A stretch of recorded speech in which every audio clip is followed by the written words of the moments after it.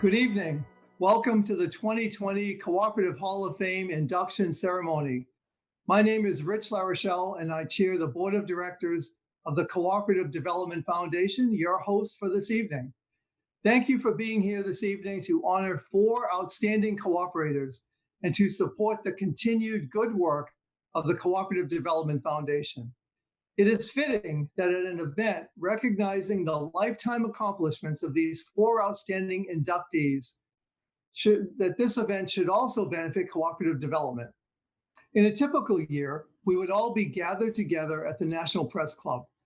We'd make our way to the 13th floor of the National Press Club building, pick up our name tag at the Hall of Fame registration table, and head for the Hall of Fame reception. There we'd seek out and congratulate this year's Hall of Fame inductees and reconnect with cooperators from around the country. The bell would ring and we'd make our way to the ballroom for an evening of celebration and inspiration. While we can't be together in person this year, tonight we will induct 4 cooperators to the Hall of Fame who deserve our recognition of their careers advancing cooperatives and who will inspire us to use our gifts to make the world a better place through cooperatives. For 75 years, CDF has promoted community, economic, and social development through cooperatives. Over the last 27 years, CDF has granted or loaned more than $9 million to help people improve their communities through cooperatives. In this challenging year, CDF increased its grant making and giving to meet community needs. Grants helped cooperatives purchase personal protective equipment, pay staff impacted by a decrease in work hours, and helped cooperatives get back on their feet after businesses were curtailed. This work is the result of contributions both big and small from the cooperative community. But it is the consistent support from cooperatives like those who sponsor CDF events that assures the continuity of our work at CDF. I particularly want to acknowledge our Hall of Fame sponsors this year: CoBank, Indian Farmers Fertilizer Cooperative Limited, National Co-op Grocers, National Rural Electric Cooperative Association, National Rural Utilities Cooperative Finance Corporation, and Nationwide. I also want to thank our banquet sponsors: CHS, Dairy Farmers of America, National Cooperative Bank, and NCBA CLUSA. Finally, I'd like to thank our table sponsors who you see on the screen. The time has come now to introduce our Master of Ceremonies, Urban Crowell. Urban is the Executive Director for the neighboring Food Co-op Association and serves as the Board Chair for NCBA CLUSA. Please welcome Urban Crowell. Thank you so much, Rich. It's such an honor to be here tonight as we come together from across our cooperative community to celebrate as we honor our heroes. The Cooperative Hall of Fame is an opportunity for us to recognize some of the people who've made a particular impact on our movement. They've worked tirelessly in the belief that cooperatives represent a more inclusive, humane, and equitable business model that gives an economic voice to people from all walks of life as workers, consumers, producers, and small business owners. As Rich pointed out, the Hall of Fame is also an opportunity for us to get together as a community, to celebrate and to be inspired. And while we're not able to gather in person this year, I want to thank you all for joining us online. At this moment, when cooperatives matter more than ever, I hope you'll be inspired in your own work to advance co-ops as a better way of doing business. Tonight, we pay tribute to 4 outstanding leaders: Ben Burkett, Everett Dobrinsky, Carmen Huertas-Noble, and Michael Mercer. Each is a true cooperative hero, and we honor their contributions to our movement and to the communities in which they have worked. Our inductees were recommended for this honor by a selection committee that reviewed the many nomination packets received by CDF from co-ops across the country. The NCBA CLUSA Board of Directors made the final selection, and I want to thank everyone who participated in our process this year. Each of tonight's inductees will receive a hand-blown glass sculpture representing the symbol of cooperation in the United States, the Twin Pines. And each nominating organization will receive a plaque. Our next inductee is being honored for her work empowering low-income communities of color through the worker cooperative model. Please direct your attention to this video honoring Carmen Huertas-Noble.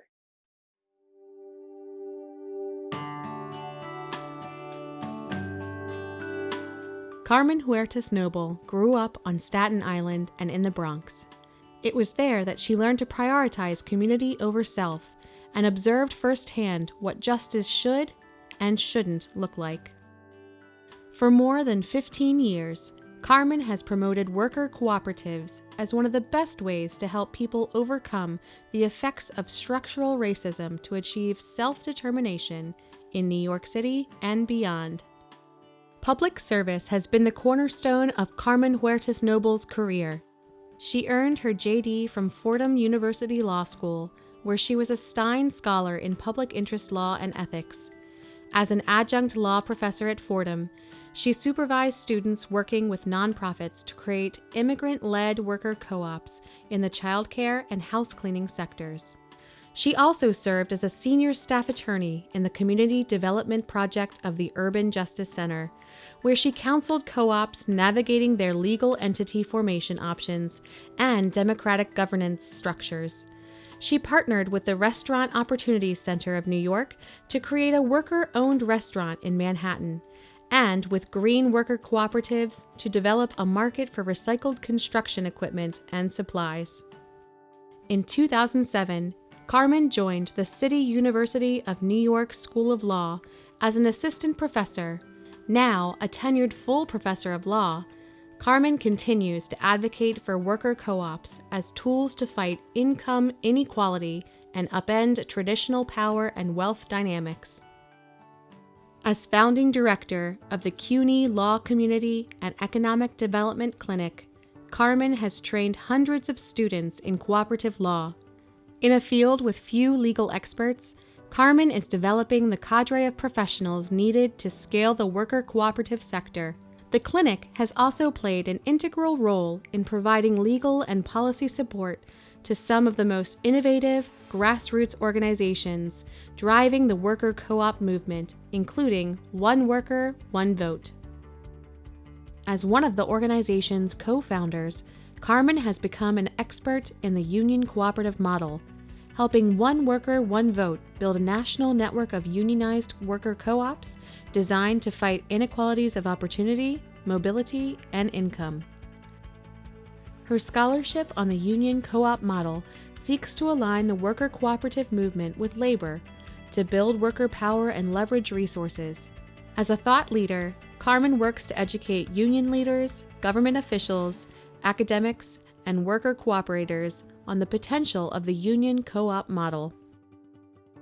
She has also explored the anchor institution model, most recently in partnership with the Brooklyn Health Enterprise Hub, a domain that will serve as an economic democracy ecosystem, supporting emerging unionized worker cooperatives aligned with the healthcare sector supply chain. By leveraging the staying power and scale of anchor institutions, like hospitals, this development model can transform local communities and economies. The Brooklyn Health Enterprise Hub seeks to provide cooperatives with capital incentives and procurement opportunities on a large scale, all while addressing the social determinants of health in central Brooklyn. Carmen's expertise in cooperative law and community development has convinced policymakers to dedicate significant funding to the worker co-op sector. As an original member of the Worker Cooperative Business Development Initiative, Carmen has helped secure over $12 million to date from the New York City government to develop a citywide ecosystem that supports worker co-op development, the largest investment in worker cooperatives in North America by any U.S. city government.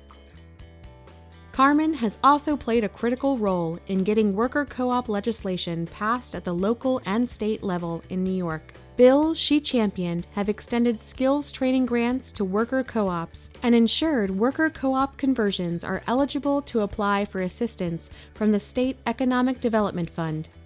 At the national level, too, Carmen has been an ally and advocate for worker cooperative policy initiatives. She helped shape the American Sustainable Business Council's Ownership for All campaign. The campaign asks Congress to advance worker ownership by enabling paths to conversion, access to capital, and legal parity for ownership models in federal laws. Since 2014, Carmen has co-hosted the annual New York City Worker Cooperative Conference, bringing together hundreds of academics, activists, attorneys, government officials, and community advocates to explore the role of worker cooperatives within broader social justice movements.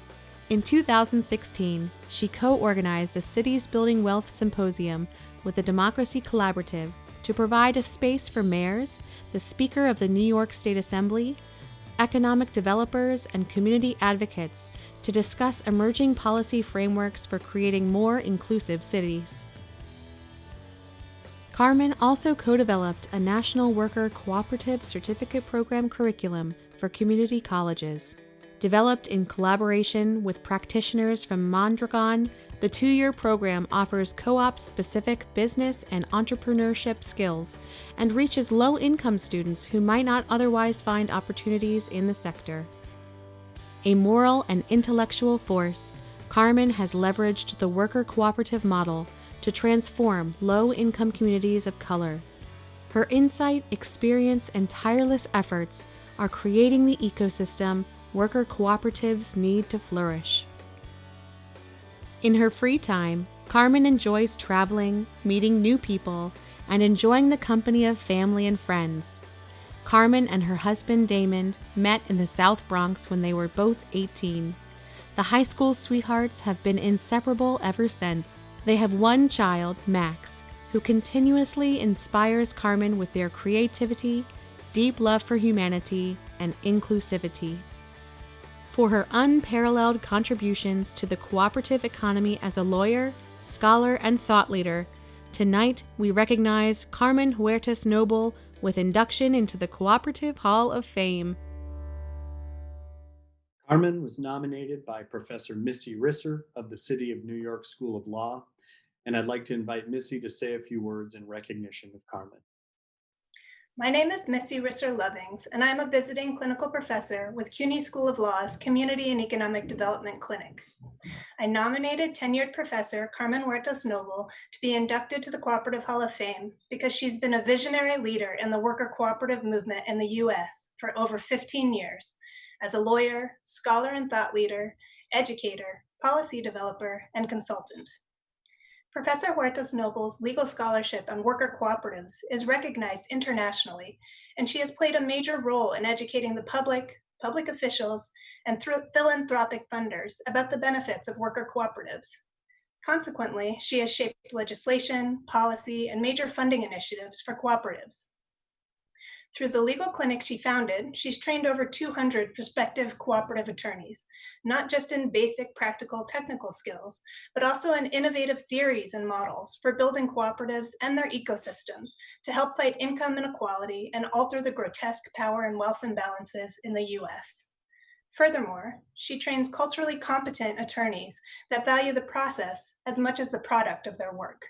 It is rare that someone is so focused on large-scale projects to help achieve widespread change, yet still grounds those projects in the experiences of directly impacted individuals. Professor Huertas-Noble's career has been rooted in a deep commitment to social, racial, and economic justice. She teaches the importance of community over self-interest, which she personally demonstrates through the incredible time and energy she devotes to growing the cooperative ecosystem. Anyone who knows her would tell you that she does not do this tremendous work for recognition, although she deserves it, but rather for the good of the community she works with. She is a passionate and tireless advocate for marginalized people to be able to overcome the effects of structural racism and for the construction of a just and democratic society where all may thrive. I understand that Professor Huertas-Noble is not your typical inductee, as she's not at the end of her career, but at her peak. But she has had tremendous impact already due to her leadership, collaboration, and long-term dedication. And she will continue to work tirelessly until her vision has been achieved. The work will, in fact, continue beyond her because of the numerous students she inspires. Several alumni of the CEDC, her clinic, have gone on to contribute to the worker cooperative field already as cooperative attorneys and consultants, directors of employee ownership, law professors that specialize in cooperatives, and senators, agency council staff, and policy directors that support worker cooperative legislation and policy. Many, if not all, attribute Carmen's vision with helping animate their work. I am so honored to congratulate my former professor, mentor, colleague, and friend on her well-deserved induction to the Cooperative Hall of Fame. Congratulations. Good evening. I would first like to thank my colleague and dear friend, Miss Erissa Lovings, for the nomination and for her kind introduction. I would also like to thank my family, my husband Damon, my child Max, and my sisters Darlene and Jessica. In addition, I would like to thank the Cooperative Development Foundation, the National Business Cooperative Association, and the National Press Club for the honor of being one of this year's Co-op Hall of Fame inductees, and for bringing us all together in celebration of cooperative values. All while our country battles multiple pandemics, including fighting COVID-19 and a growing societal uprising against racism and capitalism. I am blessed to engage in my work at the intersection of teaching and mentoring the next generation of lawyers, alongside two of my clinic alums, Miss Erissa Lovings and Chris Adams, who are also now law professors teaching cooperative law. I am also tremendously grateful for the privilege of working with clients who are on the front lines every day. I thank everyone who provided letters of support, including Senator Jamal Bailey, Stephen Ettle, Andrea Jones, Chris Michael, Michael Peck, and Sadaf Sayel. My first foray into cooperative lawyering was at Fordham University School of Law under the mentorship of Brian Glick, who is a wonderful person and an outstanding mentor. Also, I did this work at the Urban Justice Center. My first foray was representing the Restaurant Opportunity Center of New York in its creation of Colors. Colors was the first worker cooperative restaurant in New York City and served as an inspiration to many others looking for a different model and way of being. Colors was formed after the aftermath of 9/11 and again was chosen in terms of the model to serve as a transformational model that actually empowers workers. After Colors, I went on to represent many different types of co-ops, cleaning co-ops, childcare co-ops, and many more. And then I started working at CUNY School of Law. I am thrilled to be able to continue to do this work at CUNY School of Law, whose mission centers social justice lawyering and has one of the top clinical programs in the nation. At CUNY, I am able to work alongside my students who often inspire and help determine the work that the clinic takes on. This work has included incorporating and providing legal counsel to the New York City network of worker cooperatives, as well as co-founding One Worker, One Vote and its innovative focus on bridging the wealth divide through cooperative ecosystems and union co-ops, and forming the Worker Cooperative Business Development Initiative with community partners and students. It was with my students and the Federation of Protestant Welfare Agencies that we were able to form the coalition that would eventually be called the Worker Cooperative Business Development Initiative, making New York City the first municipality to significantly invest in worker co-ops and the ecosystem needed to create and sustain them. Since then, the New York City Council has invested over $15 million and continues to be a strong supporter of the work. Thanks to one of our many champions, including Maria de Carmen Arroyo and Helen Rosenthal, who continues to champion us this day. New York State has also become increasingly interested in supporting co-ops, including elected officials such as Senator Jamal Bailey, also a clinic alum. The senator was able to pass legislation to further support co-op access to funding and training resources, and our clinic was privileged to be able to help with drafting the legislation. This year, as we all know, has been unprecedented, and I have been fortunate to be able to roll up my sleeves and get to work with the colleagues and communities that are hard at work addressing both the health and wealth disparities by using an anchor institution approach to grow and sustain co-ops, union co-ops specifically. Unfortunately, I delivered my acceptance remarks in the aftermath of a poorly handled pandemic that hit both my place-based community and identity-based community the hardest. We all know that communities of color were hit the hardest. And we need to recognize and admit that this is in fact a causal relationship with the racist systems that have led to this susceptibility. Myself and my family certainly were not spared. You can't price out, you cannot price out of racism, and you shouldn't have to. Our daily work should include eradicating racism as well as white supremacy. This is why working with folks like Roger Green, the Coalition to Transform Interfaith, and Maimonides on cooperating the hospital supply chain through the creation of union co-ops has helped strengthen my resolve in doing my work and doing my part to bring the community vision into fruition. Indeed, my liberation is tied with theirs, it's tied with yours. I wish I was not ill today. But this work, our work, is so important that I did not want to lose the opportunity to share some of the inspirational work that I am seeing on the ground. During this pandemic, I saw co-ops repurpose their mission to create masks to supply to essential workers that were going without. I worked with One Worker, One Vote to source and distribute masks to Cooperative Home Care Associates, which is the largest worker cooperative in the US and is also unionized. One of the things I always one of the things that I have always loved about worker cooperatives are the principles that guide the work, the intercooperation. And at this time, I cannot be more thrilled and proud to work with the Brooklyn Health Enterprise Hub, which is using an anchor strategy to address disparities in both health and wealth, which given our current state of affairs is obviously desperately needed. As we know, wealth determines many things, including zip code and exposure to negative social determinants of health. COVID has impacted predominantly poor communities and communities of color, mainly because of racialized capitalism, which has ensured that people have less access to healthy food and environmentally healthy neighborhoods and actual medical care. These are outcomes of racialized policies and practices, policies that make some people see others as less than human and thus create innocent victims such as George Floyd, Breonna Taylor, Jacob Blake, and Vanessa Guillem. But co-ops and union co-ops offer a real opportunity to help transform our economy and our culture, making our economy more inclusive of all, especially if we work together. Again, our cooperative principles, cooperatives helping cooperatives. There is no acceptable reason that right now in New York City or any part of the country, our Black and people of color-led co-ops are being hit the hardest.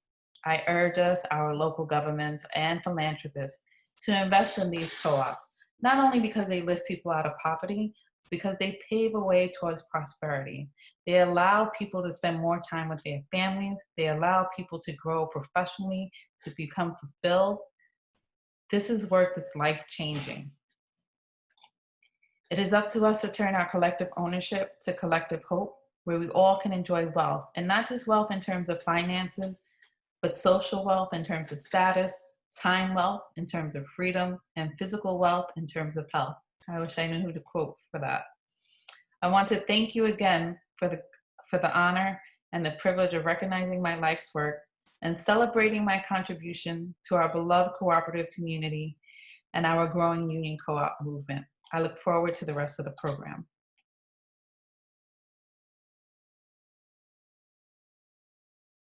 Congratulations, Carmen. Thank you for everything you've done.